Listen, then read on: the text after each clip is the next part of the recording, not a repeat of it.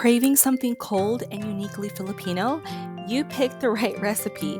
This ube milkshake is rich, velvety, and bursting with the sweet, nutty flavor of ube, a purple yam that gives its signature vibrant color and ultra smooth texture.